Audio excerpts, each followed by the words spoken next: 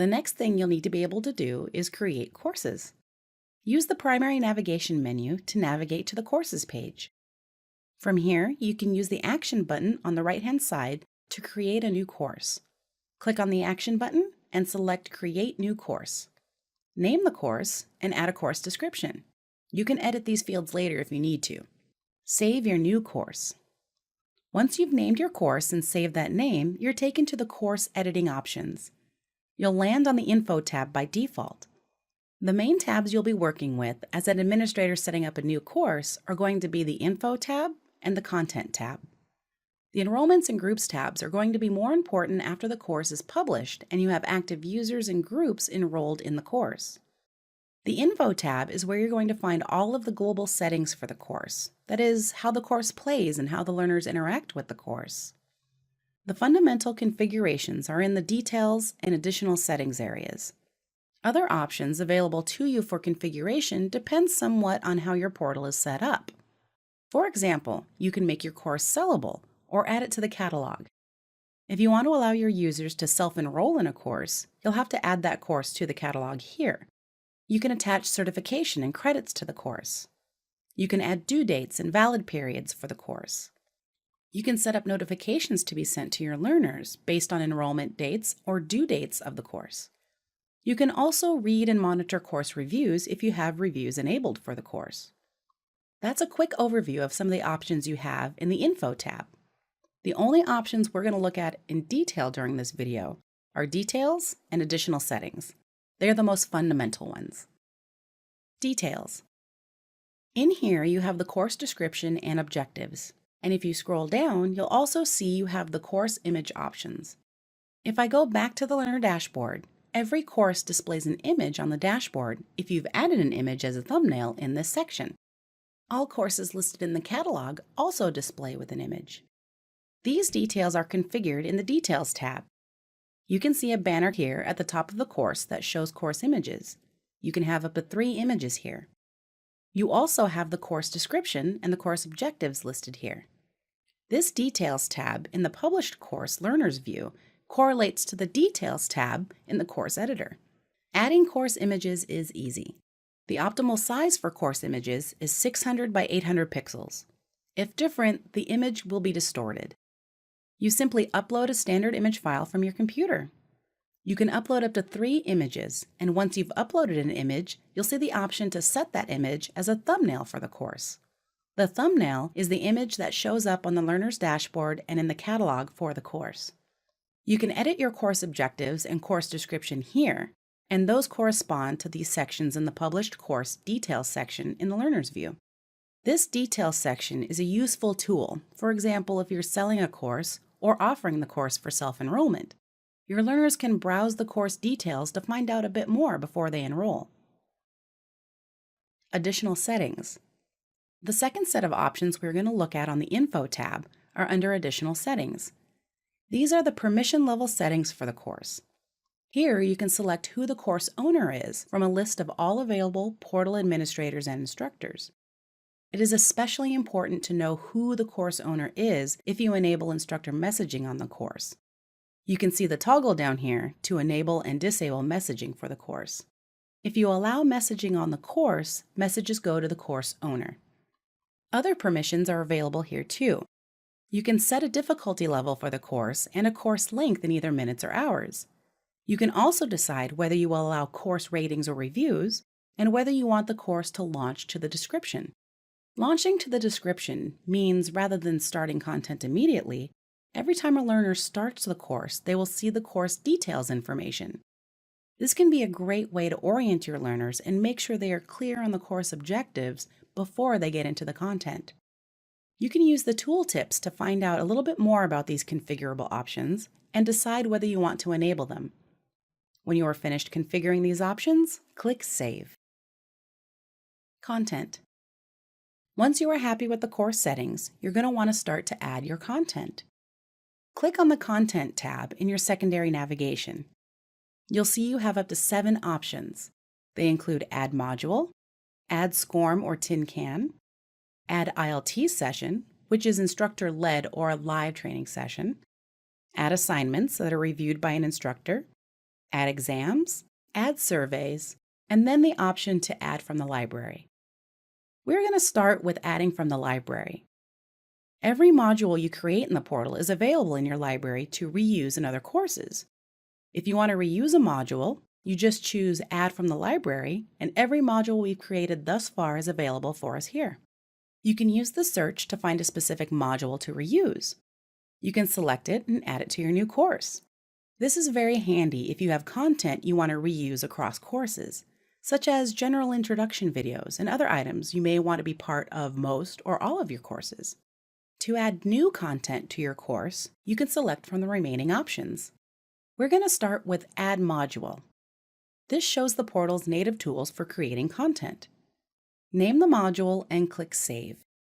You can see the new options we have is to add segments to the module. Module segments are new content. To add a document segment, you simply upload a document to the module directly from your computer. Click Upload File, select the file from your hard drive, then it will upload and encode.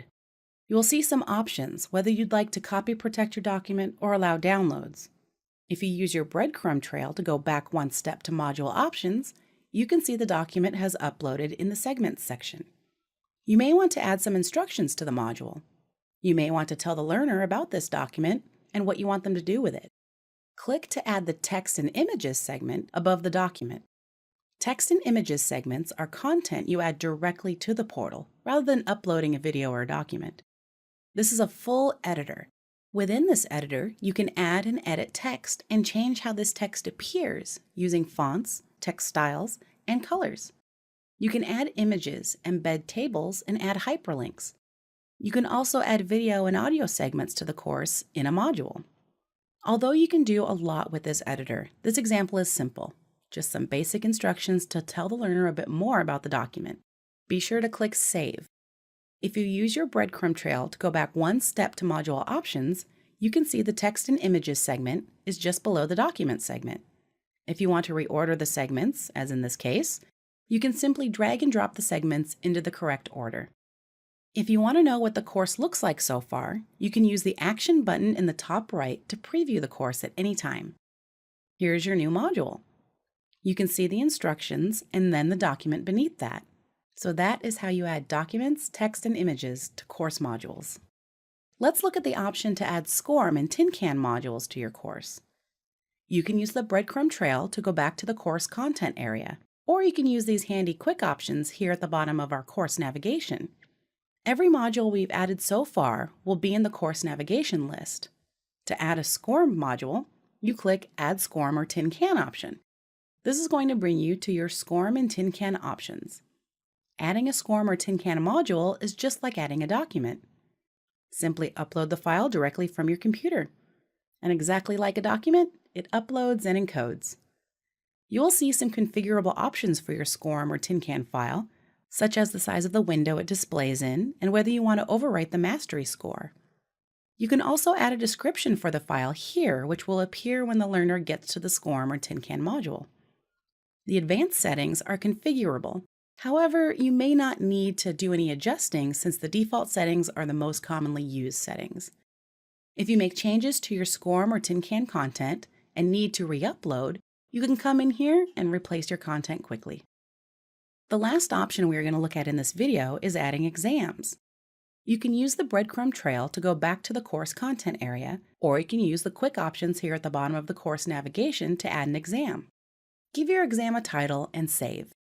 You'll see the option to pull exam question pools from the library. You'll also see some exam options on the top right. Exams and surveys work the same way in the portal. To use exams or surveys in the portal, you'll need to have pre-built question pools in the portal library. Start by adding an exam question pool from the library. If you haven't built your question pool at this stage, you can use the Create New Exam Question Pool link here. It will take you to the library to build your question pool. You can see a couple of question pools that were created earlier, so in this example, we will add a question pool from the library. Select which pools to add, then click Save. Those are going to be pulled into your exam module for the course. If you scroll down, you can see your question pools appearing there. You can remove any questions you don't want in the exam from the question pool. Since this is a question pool rather than just questions built for the exam, you can randomize the questions from the question pools too. You can decide to set a specific number of questions to be displayed at random from this pool. For example, 3 out of 5 from the basic pool,